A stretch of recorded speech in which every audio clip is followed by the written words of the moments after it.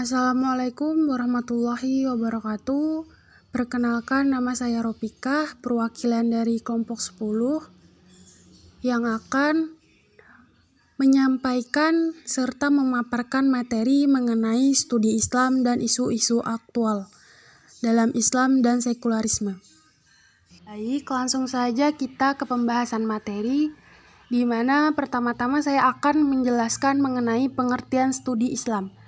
Nah, studi Islam ini secara etimologis merupakan terjemahan dari bahasa Arab, yaitu dirasa Islamiyah. Sedangkan studi Islam di Barat dikenal dengan istilah Islamic Study. Maka studi Islam secara harfiahnya adalah kajian mengenai hal-hal yang berkaitan dengan Islam. Nah, makna tersebut sangat umum sehingga perlu adanya spesifikasi atau pengertian terminologisnya tentang studi Islam dalam kajian yang sistematis dan terpadu. Dengan perkataan lain, studi Islam adalah usaha sadar dan sistematis untuk mengetahui dan memahami serta membahas secara mendalam tentang hal-hal yang berhubungan dengan agama Islam, baik berhubungan dengan ajaran, sejarah, maupun praktik-praktik pelaksanaannya secara nyata dalam kehidupan sehari-hari sepanjang sejarahnya. Nah, ditinjau dari sisi pengertian, studi Islam secara sederhana dimaknai sebagai kajian Islam. Pengertian studi Islam sebagai kajian Islam sesungguhnya memiliki cakupan makna dan pengertian yang luas. Hal ini wajar adanya sebab sebuah istilah akan memiliki makna tergantung kepada mereka yang menafsirkannya. Penggunaan istilah studi Islam bertujuan untuk mengungkapkan beberapa maksud. Pertama, studi Islam yang dikonotasikan dengan aktivitas-aktivitas dan program-program pengkajian dan penelitian terhadap agama sebagai objeknya, seperti pengkajian tentang konsep zakat profesi. Yang kedua, studi Islam yang dikonotasikan dengan materi, subjek, bidang, dan kurikulum suatu kajian atas Islam, seperti ilmu-ilmu agama Islam, fikih atau kalam.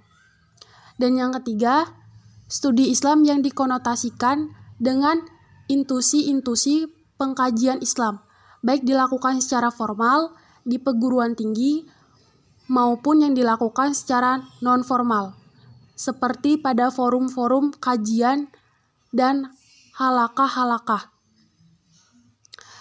Dengan demikian, istilah studi Islam bisa dipergunakan di kalangan akademis secara bebas.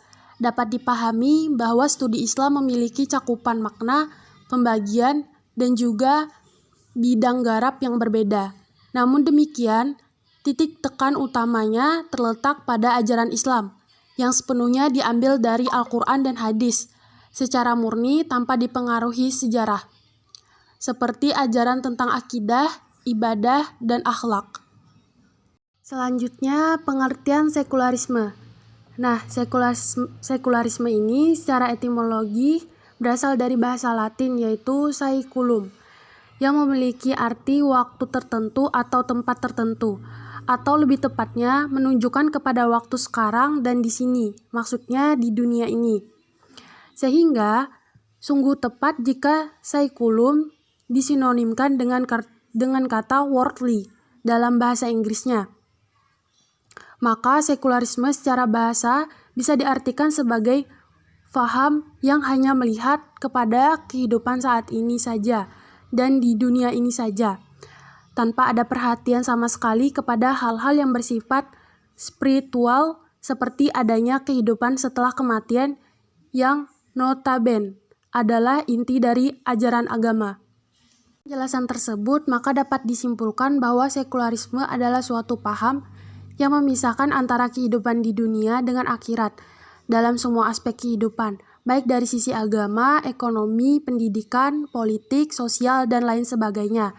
Selain itu, sekularisme juga memperjuangkan hak untuk bebas dari berbagai aturan-aturan dari ajaran agama. Di samping juga memberikan sifat toleransi yang tidak terbatas, termasuk juga antar agama. Dengan kata lain, sekularisme merujuk kepada kepercayaan bahwa semua kegiatan dan keputusan yang keseluruhannya berada dan dibuat oleh manusia. Tidak boleh ada peran dan campur tangan agama di dalamnya. Nah, ada pula menurut Al-Atas secara umum bahwa sekularisme memiliki 3 komponen integral, yaitu diantaranya yang pertama penindak keramatan alam, yaitu pembebasan alam dari nada-nada keagamaan, memisahkannya dari Tuhan dan membedakan manusia dari alam itu, sehingga sekularisme totalistik menganggap alam sebagai milik manusia sepenuhnya, yang tidak bisa digunakan semaunya, yang dengan demikian membolehkan untuk berbuat bebas terhadap alam, dan memanfaatkannya menurut kebutuhan dan hajat manusia. Alam menurut faham ini sama sekali tidak mempunyai nilai-nilai sakral bahwa alam sebenarnya adalah ciptaan Tuhan yang selanjutnya manusia ditugaskan sebagai penjaga untuk melestarikannya. Dari penindak keramatan, alam ini sebenarnya mendorong terlahirnya faham atheisme atau yang sedikit lebih halus dari agonitisme. Bagaimana tidak, ketika alam dilepaskan dari sifatnya yang supranatural, metafisis secara halus itu berarti menolak kepercayaan bahwa alam ini diciptakan oleh Tuhan. Kemudian yang kedua yaitu desakralisasi politik, adalah penghapusan legitimasi sakral kekuasaan politik, sebagaimana yang dipraktekkan oleh Kristen Barat di masa lalu yang menganggap kekuasaan politik sebagai warisan Tuhan, sehingga ada dogma yang menyatakan bahwa mengkhianati penguasa berarti mengkhianati Tuhan. Hal itu yang mendorong lahirnya sekularisme dengan desakralisme politik sebagai salah satu komponennya. Sekularisme memerlukan komponen ini untuk menghapus legitimasi sakral politik sebagai persyaratan untuk terjadinya perubahan politik yang selanjutnya akan mendorong terjadinya perubahan sosial, lalu kemudian diakhiri dengan perubahan sejarah. Nah, karena sejarah menurut sekularisme ini adalah rekayasa dan perencanaan manusia tanpa ada campur tangan Tuhan di dalamnya, maka tentu yang namanya rekayasa perlu kepada skenario yang matang. Dan desakralisasi politik ini adalah suatu dari skenario pembentukan sejarah versi manusia. Kemudian yang ketiga yaitu dekonsekrasi nilai-nilai. Dekonsekrasi nilai-nilai ini adalah pemberian makna sementara dan relatif kepada semua karya-karya budaya yang setiap sistem nilai termasuk agama serta pandangan hidup yang bermakna, mutlak, dan final. Sehingga dengan demikian nilai menurun sekularisme totalistik adalah relatif. Sehingga dengan kata lain sekularisme menganut paham relativisme di dalam nilai, bahwa tidak ada nilai absolut yang bisa dijadikan salah satunya rujukan atau standar oleh manusia, sehingga etika dan moral menurut sekularisme akan berbeda sesuai dengan tempat dan waktunya yang berbeda pula. Satu-satunya yang bisa dijadikan standar menurut sekularisme adalah manusia itu sendiri.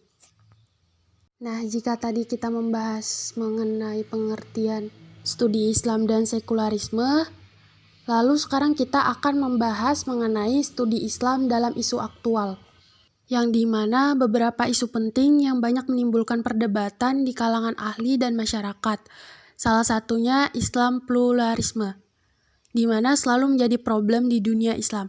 Persoalan ini muncul karena sebagian besar masih belum memahami secara sungguh-sungguh arti pentingnya pluralisme, sehingga dampak dari ketidakpahaman mengenai pluralisme tersebut telah memicu konflik yang tidak jarang mengatasnamakan agama atau Tuhan. Hubungan sosial antara umat manusia membuka dua pilihan, yaitu harmoni atau konflik. Harmoni terbangun ketika masing-masing berusaha untuk saling memahami, saling toleransi, dan menghilangkan berbagai prasangka negatif terhadap orang lain. Dengan cara tersebut, maka akan tercipta suatu kehidupan yang rukun, nyaman, tentram, dan penuh kedamaian. Sebaliknya, konflik terjadi ketika masing-masing pihak memegang dengan teguh kebenaran yang diyakininya. melihat pihak lain sebagai lawan yang harus dikuasai dan ditundukkan. Sikap itulah yang merupakan penyebab suatu konflik yang tidak dapat dihindari. Perbenturan kepentingan, hasrat yang menguasai, dan sikap arogan menjadi sebab lahir dan berkembangnya sebuah konflik pluralisme. Pemahaman masyarakat terhadap pluralisme sangat beragam. Di antaranya ada yang berkonotasi positif, netral, dan negatif. Kemudian setiap agama itu mempunyai dua wilayah ajaran, yaitu yang pertama wilayah agama dan akidah, di mana wilayah ini tidak boleh ada kerjasama antar pemeluk agama, karena menurut mereka itu akan menyebabkan kemurtatan. Dan yang kedua adalah wilayah sosial, yang dimana hampir setiap agama mengajarkan hal yang sama, yaitu setiap pemeluk agama diharuskan untuk dapat menghargai antar pemeluk agama. Jadi dapat disimpulkan bahwa Islam mengakui adanya pluralisme dalam wilayah sosial, akan tetapi untuk pluralisme agama dan akidah, umat Islam hanya mengakui keberadaan dan identitas tiap-tiap agama tanpa mengakui kebenarannya. Selanjutnya saya akan menyampaikan mengenai studi Islam dalam isu sekularisme, yang dimana menurut Yusuf Qaradawi, kemunculan sekularisme di Barat terjadi karena beberapa faktor. Di antaranya ialah faktor agama, yaitu berkenaan dengan ajaran Bible sendiri. Lalu faktor pemikiran, yaitu pertentangan doktrin gereja dan ilmu pengetahuan yang berkembang pada waktu itu. Kemudian faktor psikologi, yaitu yang berhubungan dengan trauma sejarah ketika gereja berkuasa di Barat, berada dalam kemunduran, perpecahan, dan kemandekan ilmu pengetahuan. Lalu faktor sejarah, yaitu yang berhubungan dengan sejarah gereja, khususnya ketika gereja berkuasa pada abad pertengahan, serta faktor realitas kehidupan empiris. Jadi dapat disimpulkan bahwa kemunculan sekularisme di dunia Islam akibat dari kolonialisme Barat terhadap negara-negara Islam yang bertujuan mencabut Islam ke akar-akarnya. Dan istilah ini masuk ke dunia Islam bersamaan dengan istilah-istilah lainnya seperti modernitas, westernisasi, dan modernisasi. Ditambah lagi dengan dangkalnya pemahaman umat Islam terhadap agamanya, maka muncullah beberapa pemikiran yang hanya mengandalkan akalnya saja tanpa didasari pemahaman agama yang benar.